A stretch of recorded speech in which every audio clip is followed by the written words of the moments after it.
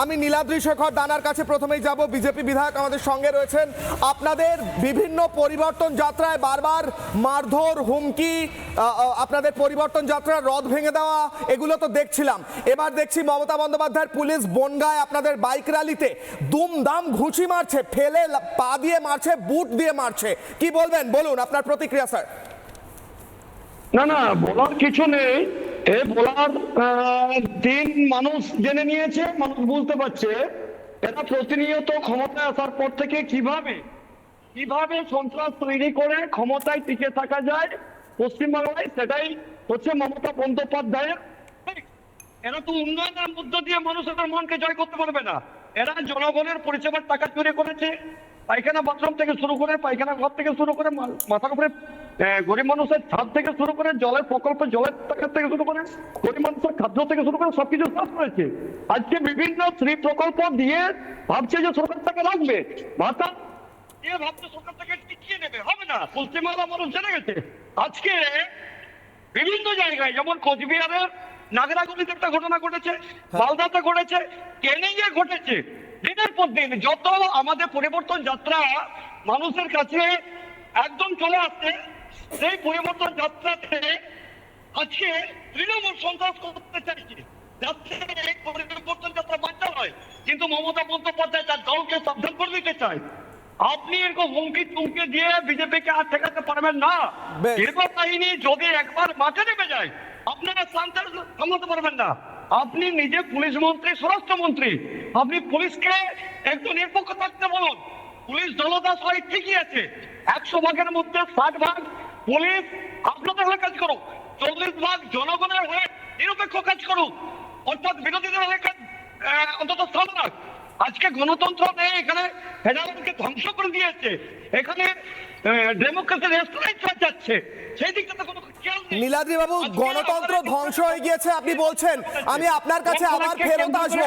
আমি প্রত্যেক অতিথির কাছে, নীলাদ্রি বাবু আমি আবার আসছি, আপনার কাছেই আসছি।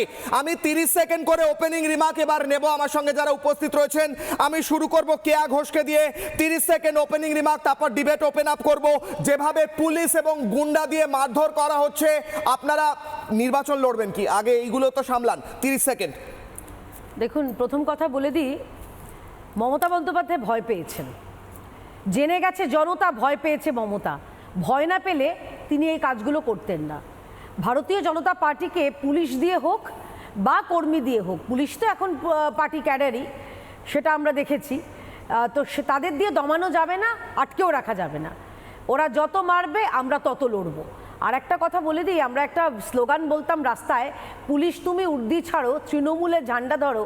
এই যে রাজীব কুমার তৃণমূলে যোগদান করে সাংসদ হিসেবে প্রমাণ করে দিয়েছেন যে তার শাসনে তিনি কার্যত তৃণমূলেরই পুলিশ ছিলেন, এবং তৃণমূলেরই হয়ে তিনি যে ক্যাডার হিসেবে আমাদের উপর, অর্থাৎ যে কোনো বিরোধী, বিশেষ করে ভারতীয় জনতা পার্টির উপরে যেভাবে মারধর করেছেন।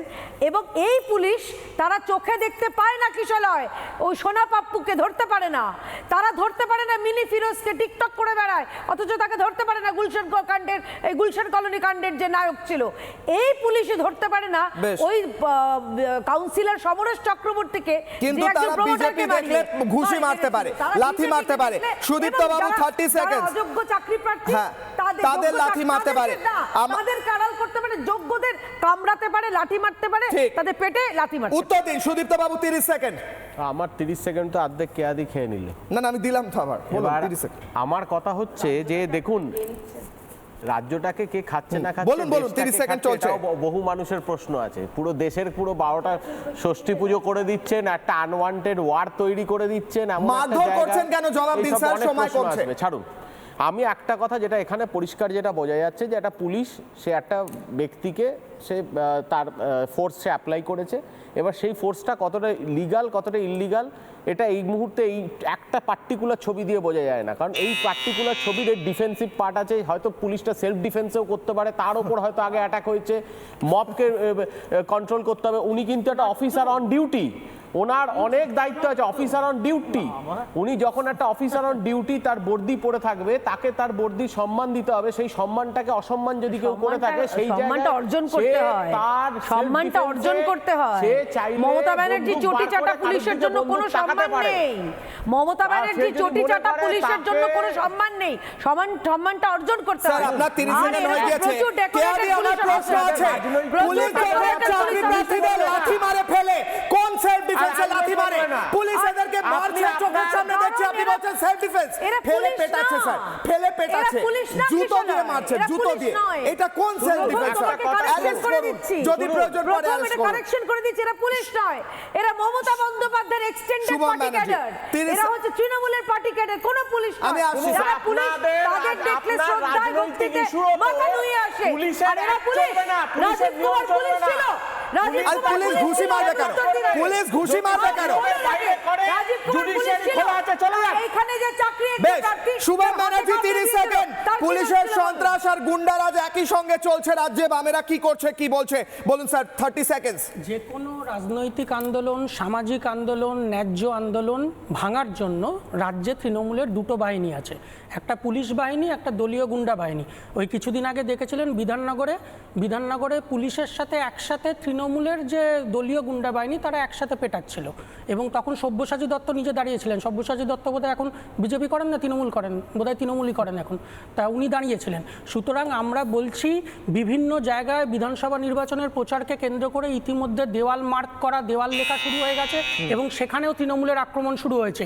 আমরা মনে করছি ইলেকশনের কাজ যখন শুরু হয়ে গেছে বিভিন্ন জায়গায়, ইমিডিয়েটলি পুলিশ প্রশাসনকে ইলেকশন কমিশনের আন্ডারে আনতে হবে, নয়তো এই গণতান্ত্রিক আন্দোলন, ইলেকশনের প্রচার এগুলো সম্ভব নয়। ঠিক, এবং আপনাদের কর্মীরাও তো বারবার, আপনাদের নেতারাও তো বারবার একই কথা বলেন। বামেদের নেতা প্রতিকুর রহমান বিজেপি করে, উনি এখন তৃণমূলে যোগ, বোধহয় তৃণমূলে যোগ। নীলাদ্রি বাবু 30 সেকেন্ড, ওপেনিং রিমার্ক। কিশোরয়, এই তৃণমূলটা ঠিক পুরনো তৃণমূল নয়, আমার কাছে এটা বামপন্থী তৃণমূল। মানে বামপন্থীদের প্রচুর গুণ তারা পেয়েছে, সেই জন্যই প্রতিক্রিয়ারা তৃণমূলের দিকে মানে অ্যাট্রাক্টেড হচ্ছে সম্ভবত। বামপন্থীরা আমার মনে আছে একেবারে সিপিএম আমাদের শেষ সময়, ব্র্যান্ড বুদ্ধের উত্থান তখন মিডিয়ার বুকে বুকে বাংলার, কেউ তখন মিডিয়াতে ছিল ভালো করে জানে।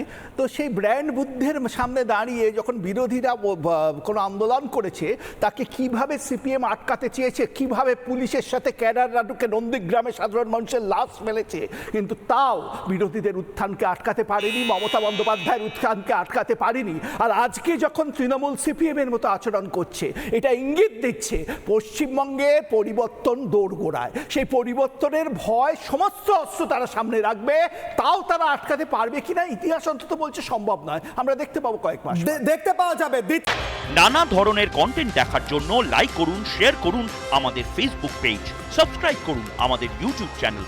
পাশাপাশি অন্যান্য ব্রেকিং নিউজের জন্য অবশ্যই চোখ রাখুন রিপাবলিক বাংলায়।